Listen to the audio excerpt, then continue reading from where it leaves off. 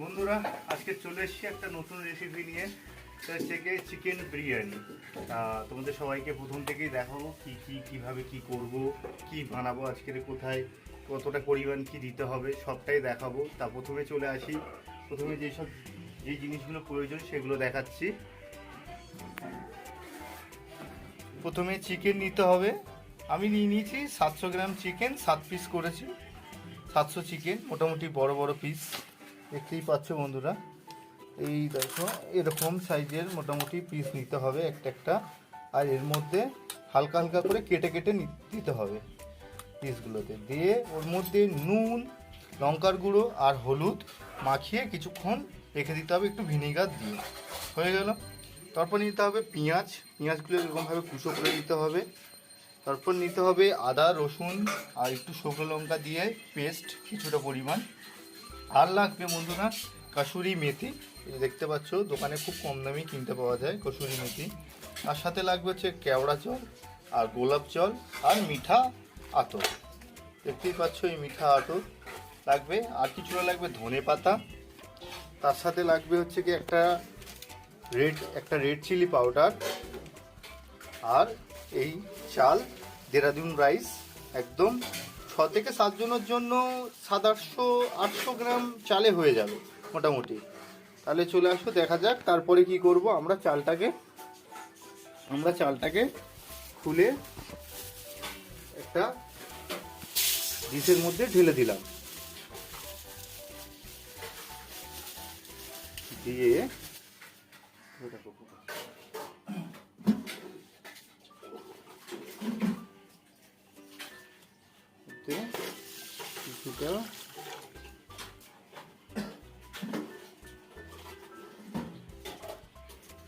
কিছুটা জল অ্যাড করে দিয়ে চালটাকে ভিজিয়ে একটু ভালো করে হাত দিয়ে নেড়ে একটু 1 থেকে 2 ঘন্টা চালটাকে ভিজিয়ে রাখতে হবে।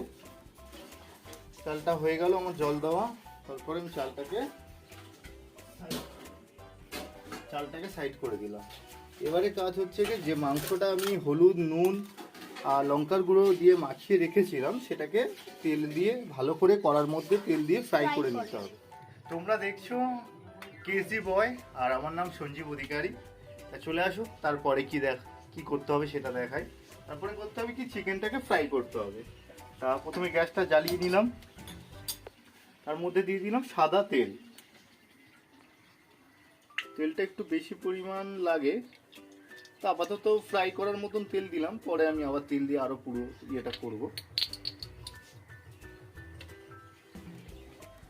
তেলটা এখন দিয়েছি, একটু গরম হয়ে যাক ভালো মতন। গরম হওয়ার পরে আমি চিকেনগুলো দেবো। দিয়ে তোমরা দেখতেই পাচ্ছ তেলটা মোটামুটি গরম হয়ে এসছে। এবারে আমি এর মধ্যে চিকেনগুলোকে একটা একটা করে আস্তে আস্তে তেলের মধ্যে দেবো।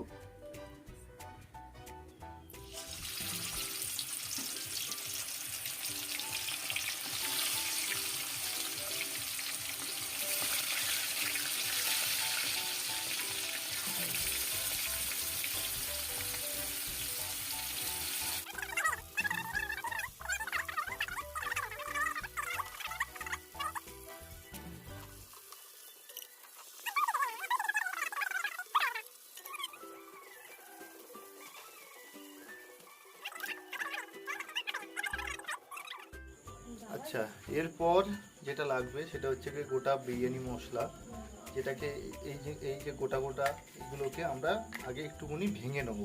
ভেঙে তারপর একটা চাটু গরম করবো, যেরকম চাটু গরম করে তার মধ্যে দিয়ে হালকা গরম করে নামিয়ে এটাতে মিক্সিতে দিয়ে আমরা একটা মশলা তৈরি করব। এটা বিরিয়ানি মশলাই বিরিয়ানিতে কাজে লাগবে। আর কিছুটা রেখে দেবো এর থেকে, যেটা আমরা যখন রাইসটাকে গরম করব, যখন রাইসটাকে তৈরি করব তখন তার মধ্যেই দেবো। আর লাগবে হচ্ছে কি দুধ। একটা বাটিতে অল্প পরিমাণ দুধ নিতে হবে, নিয়ে তার মধ্যে একটু ফুড কালার মিশিয়ে দিতে হবে। বিরিয়ানিটা করার পরে এই ফুড কালারটা উপর থেকে দিতে হবে। দুধ লাগবে হচ্ছে কি 250 গ্রাম, তার মধ্যে একটুখানি দুধ এর মধ্যে নিতে হবে। আর দুধটা যেটা লাগবে সেটা আমি দেখাবো কখন লাগবে কোথায় লাগবে। আর ধনে পাতাটা এরকম কুচো করে নিতে হবে।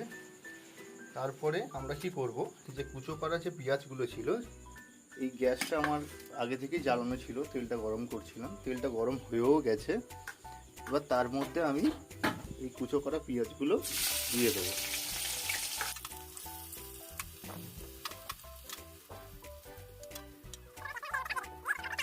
ভালো করে কুচো পেঁয়াজটাকে ফ্রাই করে নেবো সুন্দর করে। তোমরা দেখতেই পাচ্ছ পেঁয়াজটা আমার ফ্রাই হচ্ছে। পেঁয়াজটা আমাদের ফ্রাই করা হয়েই গেছে বন্ধুরা। এবার আমি পেঁয়াজটাকে তেল থেকে নিচে নামিয়ে দেবো। আমাদের পেঁয়াজটা নামিয়ে দিয়েছি অলরেডি। আর এদিকে আমি মশলাটাকে দিয়ে দিয়েছি চাটুর ওপরে।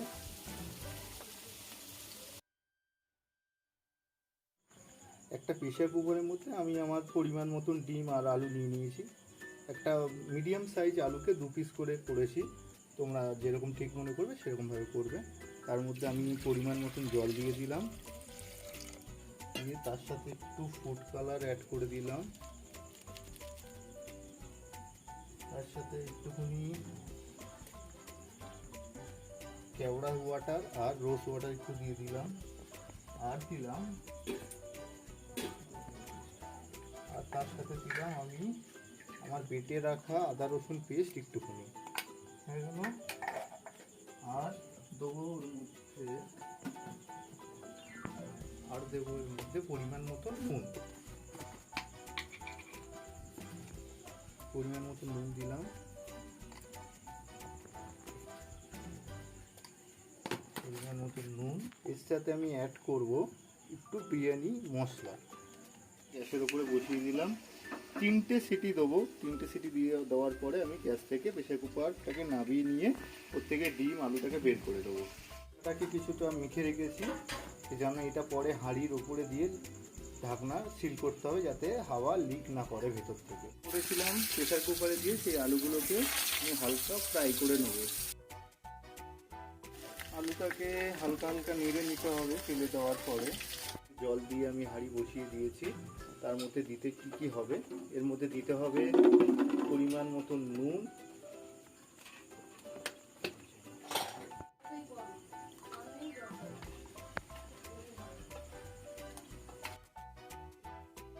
এবারে জলটা হালকা গরম হয়ে এসে এর উপরে আমি কিছুটা পরিমাণ ধনেপাতা দিয়ে দিলাম, আর তার সাথে যে গোটা মশলাগুলো রেখেছিলাম সেগুলো দিয়ে দিলাম। আমাদের রাইসটা হয়ে এসছে কিছুটা পরিমাণ। মনে রাখবেন রাইসটাকে কিন্তু 80%ই কুক করতে হবে, একদম বেশি না। তাই মাঝে মধ্যেই রাইসটাকে উঠিয়ে দেখে নেবেন যে কতটা কি হয়েছে, কতটা কি বাকি আছে। 80%-এর বেশি একদমই করবেন না, সমস্যা হয়ে যাবে। আমাদের রাইস হয়ে গেছে 90%, 80% কুক। তাই আমি নামিয়ে নিচ্ছি এবারে। আমাদের দেখতেই পাচ্ছ রাইসটা নামিয়ে নিয়েছি, তার থেকে ফ্যানটা ঝেড়ে নিয়েছি। তো নিয়ে কত সুন্দর ফ্রেশ দেখতে পাচ্ছ। 90% হয়নি, 80 থেকে 90%-এর মধ্যেই রাইসটাকে নামাতে হবে। এটাই মেন পার্ট বিরিয়ানি, নাহলে বিরিয়ানিটা ঠিক টেস্ট লাগবে না। এই যে আদা রসুন পেস্টটা আমি আমার গরম করা তেলটা তো আমার গরম আছেই অলরেডি, আমি তার মধ্যে আদা রসুন পেস্টটা দিয়ে দেবো।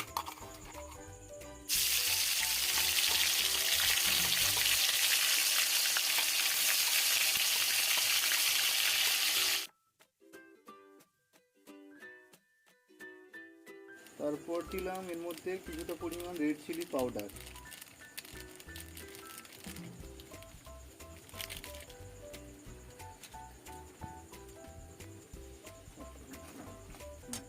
আর তার সাথে দিয়ে দেবো কিছুটা পরিমাণ চিনি। তারপর এর মধ্যে কিছুটা পরিমাণ ধনে পাতা দিলাম, তার পরিমাণ মতন নুন দিয়ে দিলাম আমি। তারপর যে আমার ফ্রাই করা চিকেনগুলো ছিল এর মধ্যে আমি একটা একটা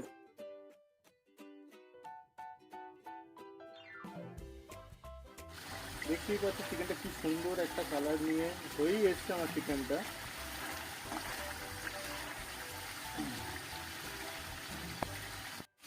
তারপর এর উপর থেকে কিছুটা পরিমাণ জল দিয়ে দিলাম, যতটা পরিমাণ ঠিক লাগবে।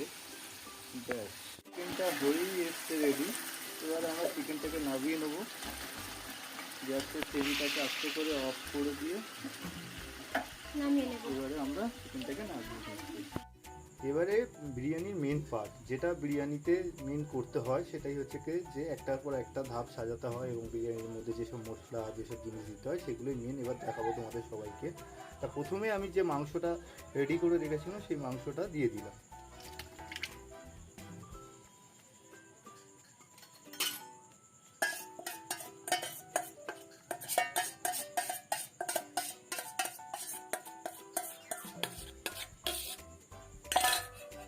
দেখতেই পাচ্ছ মাংসটা কি সুন্দরভাবে দিয়েছি, কি সুন্দরভাবে ইয়ে করা। আচ্ছা, তার উপরে দিয়ে দেবো আমি কিছুটা পরিমাণ রিফাইন অয়েল।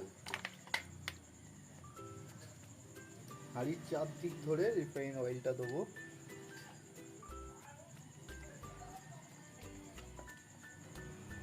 আচ্ছা, এরপর দেবো আমি যে দুধটা রেখেছিলাম কিছুটা, সেই দুধটা এর মধ্যে ঢেলে দেবো।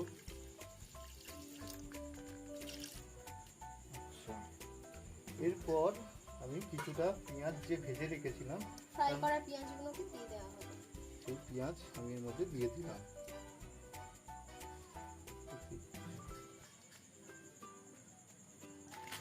এবারে দেবো এর উপরে কিছুটা পরিমাণ কাসুরি মেথি। এইটা দিয়ে দিলে বিরিয়ানির গন্ধটা খুব সুন্দর লাগে। তোমরা দিলে দিতেও পারো, নাও দিতে পারো। খুব তার সুন্দর উপর গন্ধ আসছে কিন্তু। তার উপর দেবো আমরা যে মিক্সারে যে বেটে গুঁড়ো করে নিয়েছি যে বিরিয়ানি মশলাটা, সেটা কিছুটা এর ওপর থেকে প্রথমেই দিয়ে দিলাম। এবারে এর ওপর থেকে আমি আমার রাইসটা কিছুটা পরিমাণ দিয়ে দেবো।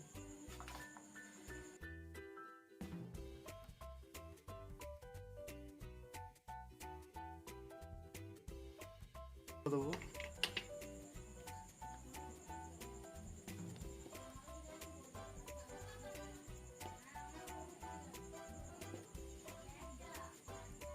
এর উপরে আমি আমার যে ডিম সেদ্ধ করা ছিল ডিম, সেই ডিমগুলো দিয়ে দিলাম।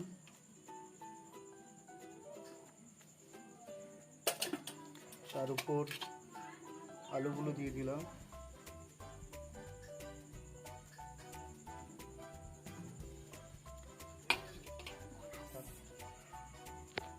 এরপর এর মধ্যে আমি কিছুটা পরিমাণ গোলাপ জল দিয়ে দিলাম, কিছুটা পরিমাণ কেওড়ার ওয়াটার দিয়ে দিলাম, আর কিছুটা পরিমাণ আতর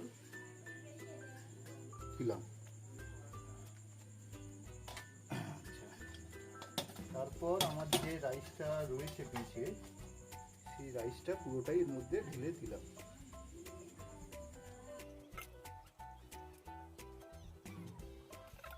এর উপর থেকে আমি আরো কিছুটা পরিমাণ দুধ দিয়ে দিলাম, আরো কিছুটা পরিমাণ গোলাপ জল দিয়ে দিলাম, আরো কিছুটা পরিমাণ কেওড়া ওয়াটার দিয়ে দিলাম, আর মিঠা আতর কিছুটা পরিমাণ এর উপর থেকে দিয়ে দিলাম। তারপর এর উপর থেকে আমি কালার অ্যাড করলাম।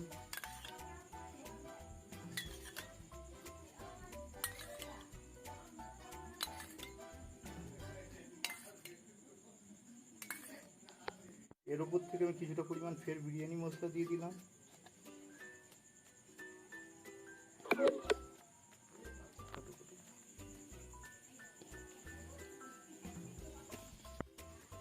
এর উপর থেকে আমি কিছুটা পরিমাণ পেঁয়াজ ফ্রাই রেখে দিয়েছিলাম, সেটা দিয়ে দিলাম।